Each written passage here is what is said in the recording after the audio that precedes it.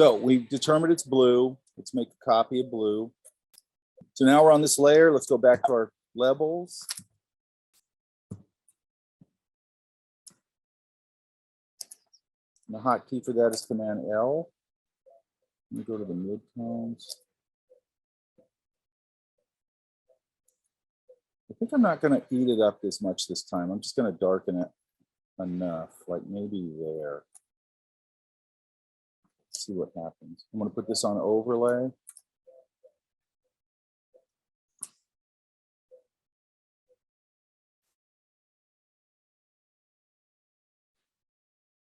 Zero out my it's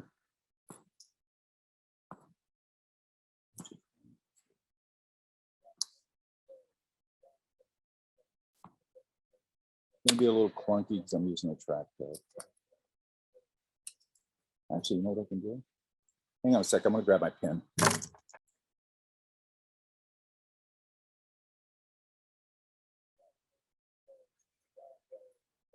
So it's still not paint on the white, which is good because it's such a value, it's such a strong value. And I should get a little bit better selection because I didn't go quite as dark with the levels. So hopefully I'm not eating the hair all up.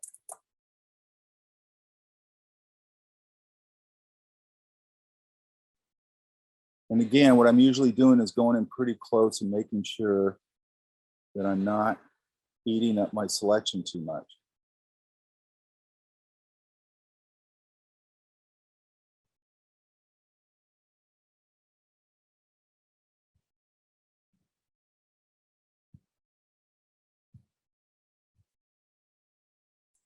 I want to keep some of that. I'm kind of working around some of the holes in her hair. I'm going to flip back to regular.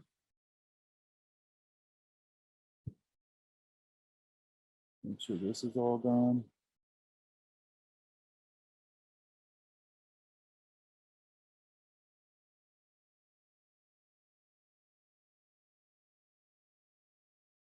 Now on regular, if I go out here, you see it'll paint on the white.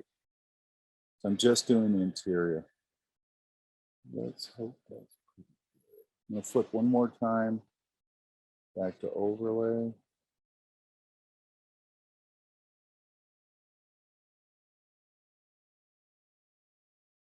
A couple things I missed.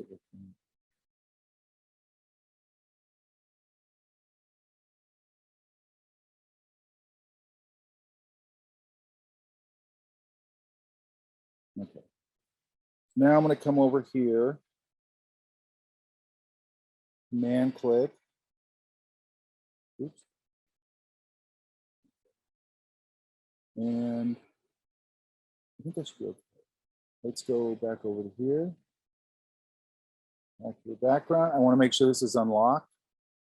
Let's make a channel selection. Oops. So there's that thing we just talked about. So I'm going to go invert, select invert. And make a channel selection. And let's see what we got, because it looks pretty good, but here's what's going to happen.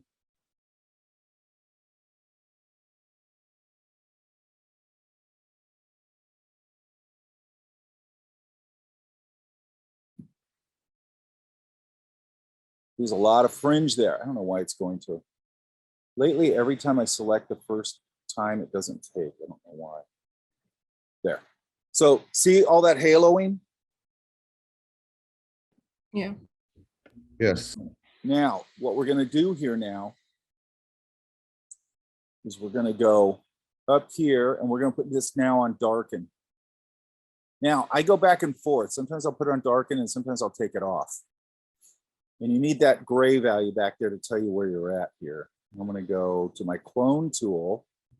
I like to have a soft brush. So I've got this all the way on soft.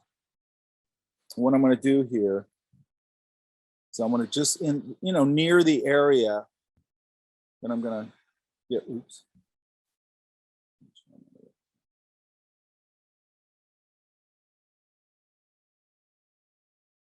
What that'll do is it'll just get rid of all, oops, it'll get rid of all this fringe. Now remember, I've got the clone stamp tool on darken.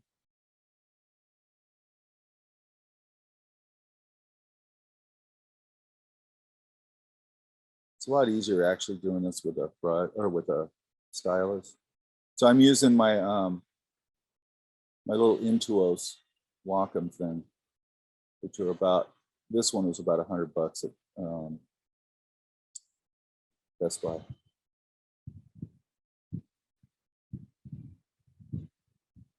And I'm usually much more careful when I'm doing this, obviously. I want to be really careful on how I'm doing this. I'm just doing it for speed.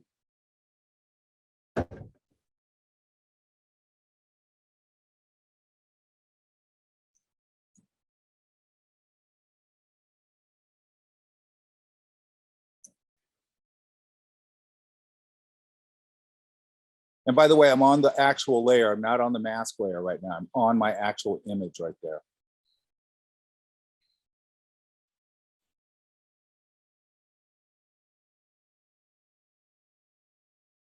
And I'd be more careful with kind of keeping the holes in her hair in here, but I'm not going to worry about it.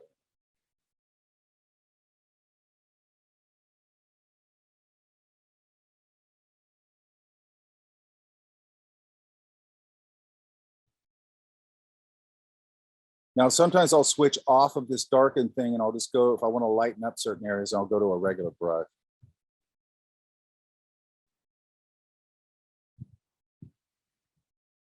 And I would sort of paint these areas and get them kind of nice and clear.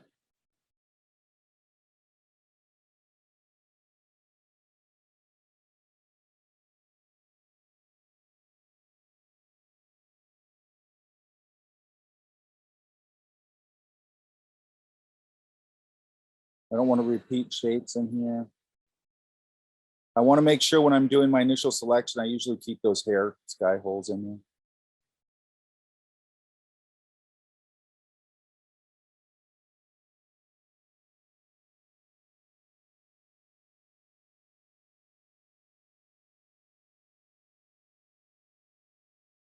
Down here, it's easy because all this is in shadow. I'm going to cover that just because I didn't get a good selection. So I'm just going to cover it.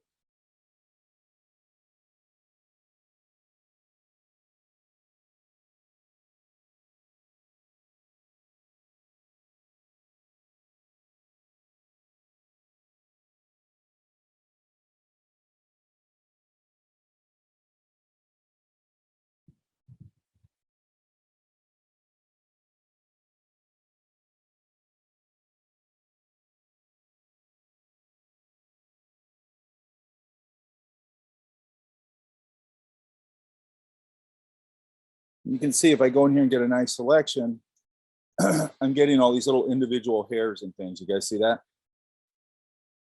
Yeah. And again, if I put more time into my initial thing, I'll get an even better selection. This is just a little bit of a ratty selection. And I got to get it closer to see exactly what I'm doing.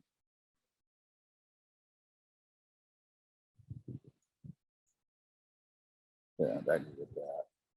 That little bit of lightness is good.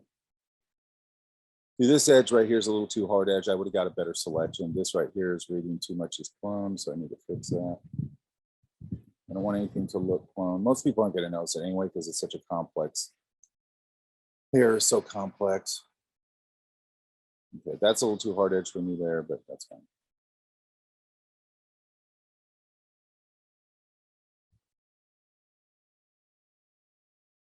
Okay, I think that's good enough for now.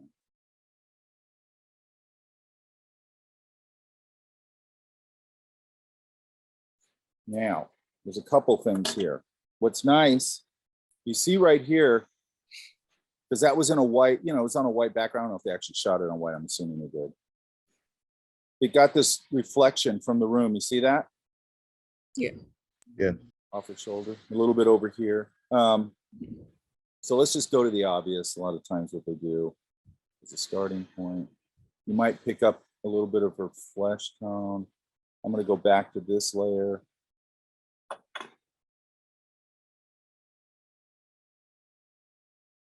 Go back to this layer and I'm going to go, let's try that.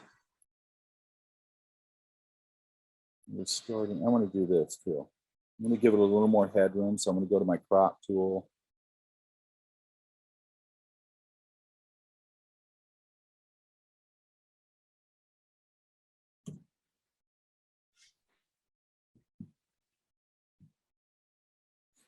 And then I'm going to go, do I want that or do I want a contrasting color? So a lot of times I just go through I go to my hue saturation. I just roll through the spectrum. I like the pale blue a little bit. And partly of that is she has a very orangey cast to her. So that's sort of just a compliment, really. So let's go a little more saturated and a little lighter. Actually, then what they usually do with these things, you guys see this all the time. They go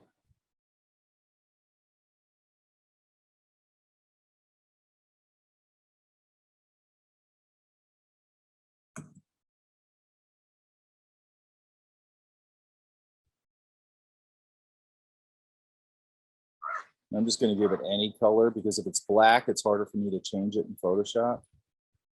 I'm going to cut and paste.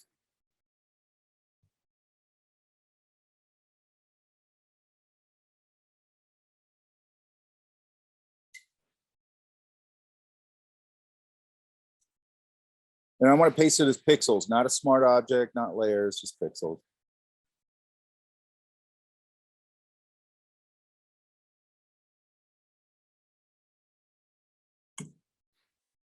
And then I can go through here.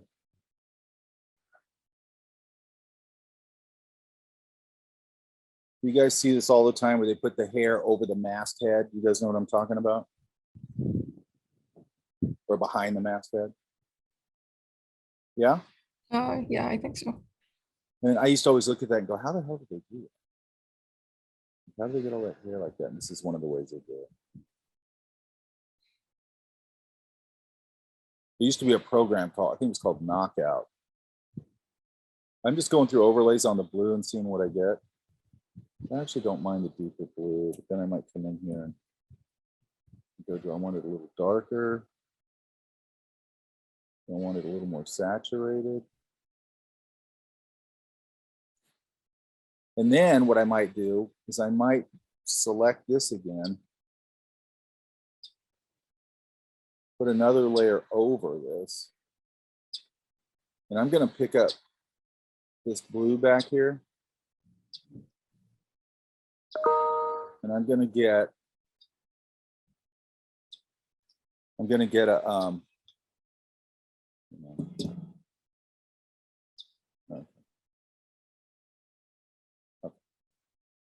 I'm going to get a really soft brush on low opacity, take it off darken. Make sure that you always get out of those things because it'll just stay on there. Now I'm just going to drop the opacity. Actually, let's just do this. I just want to see.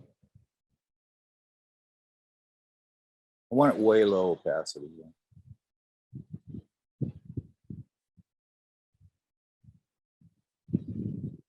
I'm going to do a little over here. I'm just going to deselect it for now. And then I'm going to come back up here. And again, I'm going to go through my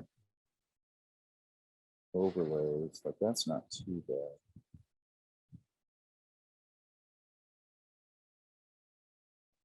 What I'm doing is I'm saying if she's in this environment, this room, then that reflection should be more about the color that's in the room. Does that make sense? Yeah. So I just want to cool it off. I'm going to come up here with my eraser, make sure it's super soft and really low opacity because there's a little overspray here and I want to get rid of it. I don't want it going into the body at all. I'm just going to sculpt some of that out of there.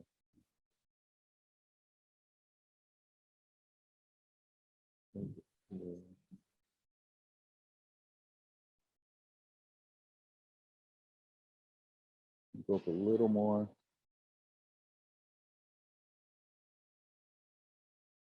And these things can be really subtle. I actually like them if they're really subtle. That's on color.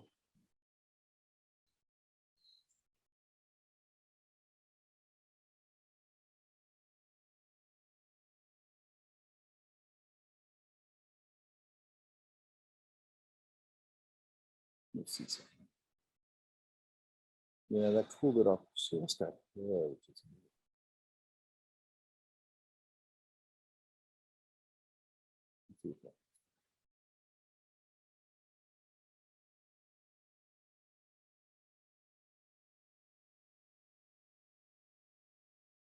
that's a little bit.